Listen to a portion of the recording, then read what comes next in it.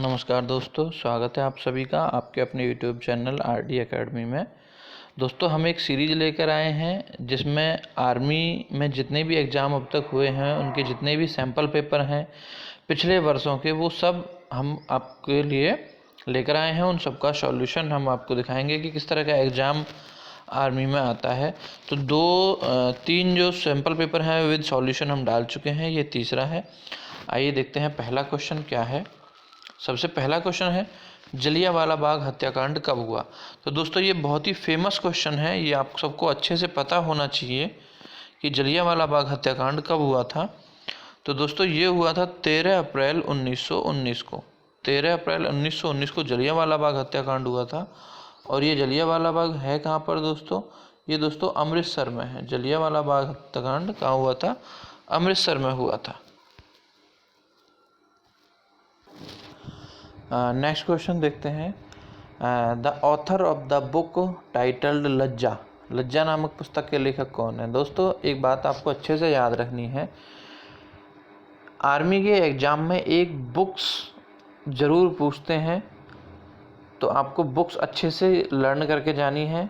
तो इसके आंसर है तस्लीमा नसरीन, जो है लज्जा नामक पुस्तक की लेखिका हैं। नेक्स्ट क्वेश्चन है, श्रीहरिकोटा किस राज्य में स्थित है? तो दोस्तों, आपको बहुत अच्छे से याद रखना है क्योंकि बहुत इम्पोर्टेंट क्वेश्चन है ये।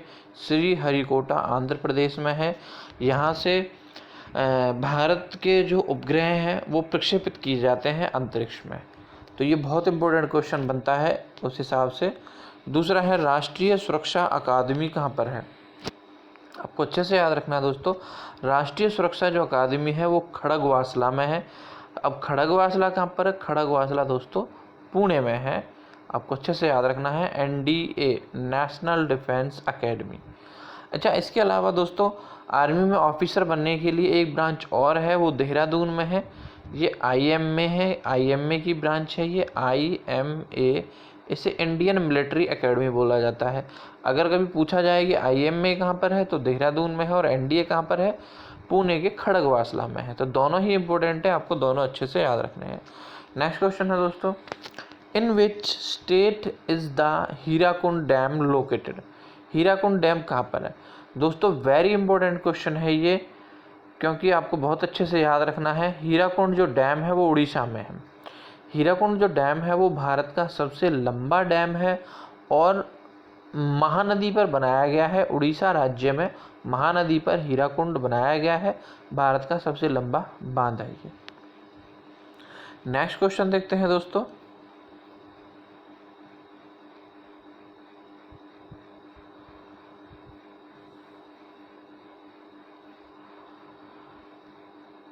नेक्स्ट क्वेश्चन है, वर्ष 2012 में होने वाले ओलंपिक खेल कहाँ आयोजित किए गए थे? दोस्तों, आपको ध्यान रखना, स्पोर्ट्स से भी एक क्वेश्चन जरूर पूछा जाता है। स्पोर्ट्स से एक क्वेश्चन आपको जरूर पूछा जाएगा, जो करंट जो स्पोर्ट्स समय चल रहा होगा उससे आपको क्वेश्चन जरूर रखते हैं एक। तो आपको अच्छे से याद होना चाहिए दोस्तों, वर्ष 2012 में जो ओलंपिक थे वो लंदन में हुए थे। वर्ष 2012। रही बात 2016 की, ये तो हो गए 2012 के। 2016 के जो थे वो ब्राज़ील के रियो डी जेनेरियो नामक एक शहर में हुए थे, ब्राज़ील। 2020 के जो ओलंपिक हैं दोस्तों, ये जापान के टोक्यो में होने थे, लेकिन अभी कोरोना की वजह से इनको पोस्टपोन कर दिया गया है 2021 तक। नेक्स्ट क्वेश्चन देखिए, what is the currency of Saudi Arabia? दोस्तों, एक बात आपको बहुत अच्छे से जाननी है, ये भी वेरी इंपॉर्टेंट क्वेश्चन है दोस्तों। एक जो मुद्रा है वो आर्मी के एग्जाम में ज़रूर पूछी जाती है, आप अच्छे से ये बातें नोट कर लें। एक राजधानी पूछी जाती है किसी भी देश की या भारत के किसी स्टेट की। स्पोर्ट्स से एक क्वेश्चन ज़रूर आता है। मुद्रा एक आपसे ज़रूर पूछी जाती है। राष्ट्रपति या किसी कोई राज्यपाल या किसी देश का प्रधानमंत्री, ये आपसे एक ज़रूर पूछा जाता है। दूसरा, कोई वन्य जीव अभ्यारण्य, कोई डैम या किसी रिवर के बारे में एक एक क्वेश्चन इन सब में से ज़रूर आता है। तो हमारा क्वेश्चन है यहाँ पर, सऊदी अरब की मुद्रा क्या है? तो आपको अच्छे से याद रखना है, सऊदी अरब की मुद्रा है दोस्तों रियाल। ये बहुत अच्छे से आपको याद रखना है। नेक्स्ट क्वेश्चन है, वेदों में सबसे पुराना वेद कौन सा है? दोस्तों आप सभी को अच्छे से पता होना चाहिए, हिंदू धर्म में 4 वेदों का वर्णन किया गया है। वो चारों यहाँ पर हैं, ऋग्वेद, अथर्ववेद, सामवेद और यजुर्वेद। आपको अच्छे से याद रखना है कि भारत का जो सबसे पुराना वेद है वो ऋग्वेद है, और सबसे जो नया वेद है वो अथर्ववेद है। आपको बहुत अच्छे से याद होना चाहिए, इंपॉर्टेंट क्वेश्चन है। सबसे पुराना जो वेद है वो ऋग्वेद है, और सबसे जो नया वेद है वो अथर्ववेद है। नेक्स्ट क्वेश्चन देखते हैं। What instrument is related to Pandit Shiv Kumar Sharma? Pandit Shiv Kumar Sharma का संबंध किस वाद्य यंत्र से है? तो मैं आपको यहाँ बता दूं अच्छे से दोस्तों, तबला बजाते हैं पंडित शिव कुमार शर्मा, और बहुत ही फेमस तबला वादक हैं ये। आइए नेक्स्ट क्वेश्चन देखते हैं। What is the minimum age to become a member of Lok Sabha? Lok Sabha का सदस्य बनने के लिए न्यूनतम आयु कितनी है? दोस्तों बहुत इम्पोर्टेंट क्वेश्चन, जरूरी आप सबको पता भी होना चाहिए। लोकसभा सदस्य को क्या बोलते हैं? एमपी बोलते हैं, मेंबर ऑफ पार्लियामेंट। और एक एमपी बनने के लिए जो आपकी एज है वो 25 ईयर्स कम से कम होनी चाहिए। दोस्तों एमएलए के लिए, मेंबर ऑफ लेजिस्लेटिव असेंबली के लिए भी जो एज है वो 25 ही होनी चाहिए।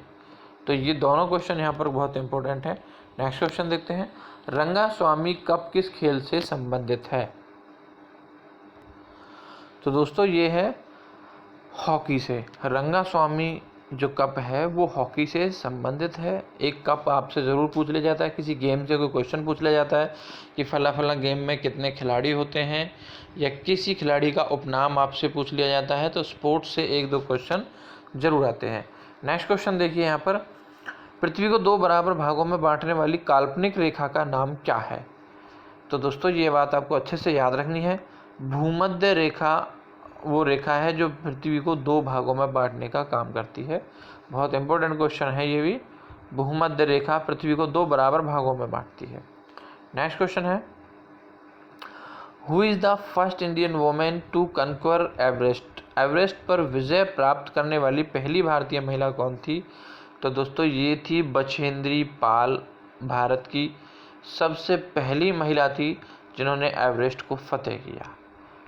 नेक्स्ट क्वेश्चन है,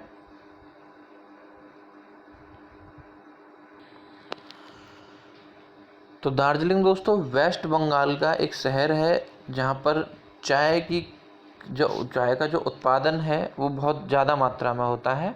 वेस्ट बंगाल का एक शहर है दार्जिलिंग। नेक्स्ट क्वेश्चन देखते हैं क्या है। नंबर ऑफ स्पोक्स इन अशोक चक्र इन ए ट्राई कलर? भारत का जो तिरंगा झंडा है उसमें अशोक चक्र में तीलियों की संख्या कितनी है? तो दोस्तों बहुत आसान क्वेश्चन है, आपको अच्छे से पता होना चाहिए। अशोक चक्र में जो तीलियों की संख्या है उनकी संख्या कितनी है? 24 है। नेक्स्ट क्वेश्चन है, what is the nature of electric current for domestic use? घरों में विद्युत परिपथ का स्वरूप क्या होता है? तो आपको ध्यान रखना है इसके लिए, समांतर क्रम में जो घर की जो लाइट होती है, बिजली होती है, वो लगाई जाती है। नेक्स्ट क्वेश्चन है, एक अवतल दर्पण द्वारा बनाया गया जो प्रतिबिंब है वो किस प्रकार का होता है? आभासी प्रतिबिंब होता है अवतल दर्पण द्वारा। नेक्स्ट क्वेश्चन देखिए, ध्वनि की तीव्रता को किस स्केल पर मापा जाता है? तो ध्वनि की तीव्रता दोस्तों डेसिबल से नापी जाती है। ध्वनि की तीव्रता किससे नापते हैं? डेसिबल से नापते हैं।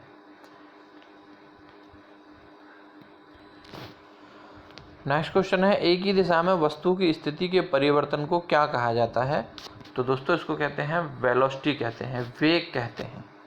नेक्स्ट क्वेश्चन है 20 क्वेश्चन है, how many litres are in a gallon? एक गैलन में कितने लीटर होते हैं?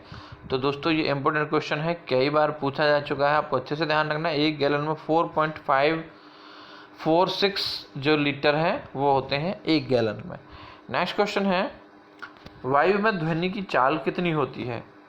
तो ये बहुत इंपॉर्टेंट क्वेश्चन है और हमें ध्यान भी रखना है। वायु में जो चाल है 332 मीटर प्रति सेकंड होती है ध्वनि की जो चाल है। एक गतिमान पिंड में इनमें से क्या नहीं पाया जाता? तो आपको अच्छे से याद रखना है, गतिमान पिंड में क्या नहीं पाया जाएगा? स्थितिज ऊर्जा, क्या बोलते हैं इसको? पोटेंशियल एनर्जी बोलते हैं, ये नहीं होती है। नेक्स्ट क्वेश्चन है, सोडियम बाइकार्बोनेट का घरेलू नाम क्या है? इसका नाम घरेलू नाम क्या होता है? वॉशिंग सोडा, कपड़े धोने का सोडा। घरेलू नाम क्या है इसका? Sodium bicarbonate. नेक्स्ट क्वेश्चन है which material altars the rate of chemical reaction? कौन सा उपकरण रासायनिक प्रतिक्रिया के अनुपात को बदलता है? तो इसमें है अम्ल। अम्ल क्या है? रासायनिक क्रिया को चेंज करने का काम करता है। नेक्स्ट क्वेश्चन देखिए 25 क्वेश्चन। अमलगम मिश्र धातु में पाए जाने वाला मुख्य धातु क्या होता है? तो अमलगम में पाए जाने वाला पारा होता है। नेक्स्ट क्वेश्चन देखिए, हंसने वाली गैस का रासायनिक नाम क्या है? दोस्तों ये बहुत इंपॉर्टेंट क्वेश्चन है और बहुत बार पूछा जा चुका है, इसलिए आपको अच्छे से याद रखना है। नाइट्रस ऑक्साइड N2O, इसे हंसाने वाली गैस कहा जाता है, नाइट्रस ऑक्साइड को। नेक्स्ट क्वेश्चन है ग्लूकोज का रासायनिक सूत्र क्या है? तो दोस्तों ग्लूकोज का रासायनिक सूत्र होता है C6H12O6। C6H12O6 ग्लूकोज का रासायनिक जो है सूत्र है ये। नेक्स्ट है कार्बन का अपर रूप इनमें से कौन सा है? तो दोस्तों अच्छे से याद रखना आपको, कार्बन के दो ही अपर रूप होते हैं, हीरा और ग्रेफाइट। ग्रेफाइट यहाँ पर दे नहीं रखा है, हमें ग्रेनाइट दे रखा है। तो कार्बन का अपर रूप क्या हो गया यहाँ पर? हीरा। हीरा कार्बन का सबसे शुद्धतम रूप है। नेक्स्ट क्वेश्चन, हीमोग्लोबिन में कौन सा खनिज पाया जाता है? तो दोस्तों हीमोग्लोबिन में क्या पाया जाता है? सबसे ज़्यादा लोहा पाया जाता है, लोहा। नेक्स्ट क्वेश्चन देखिए 30 क्वेश्चन, मानव के शरीर की सबसे बड़ी ग्रंथि कौन सी होती है? तो दोस्तों ये बहुत इंपॉर्टेंट क्वेश्चन है। मानव के शरीर की सबसे बड़ी ग्रंथि जो वो लीवर होती है, यकृत बोलते हैं इसे, और खाना पचाने का जो काम है वो मुख्यतः लीवर के द्वारा किया जाता है। नेक्स्ट क्वेश्चन है, नेक्स्ट क्वेश्चन देखिए, शरीर तंत्र प्रणाली को निम्न में से कौन नियंत्रित करता है?